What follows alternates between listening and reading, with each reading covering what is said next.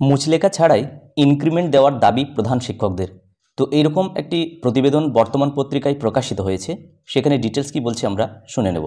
উচ্চ প্রাথমিক থেকে মাধ্যমিকে উন্নীত স্কুলগুলির প্রধান শিক্ষকদের বাড়তি ইনক্রিমেন্ট নিতে এখনও মুচলেখা দিতে হচ্ছে।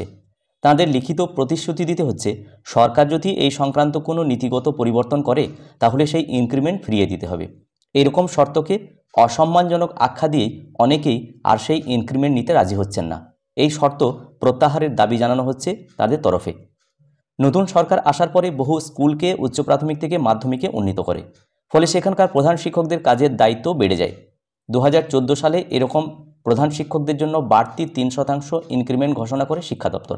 সেই ঘোষণা করা হয় রোপা 2009-এর নীতি অনুসরণ করেই। তবে ঘোষণাই ছাড় ছিল, তা দেওয়া শুরু হয়নি।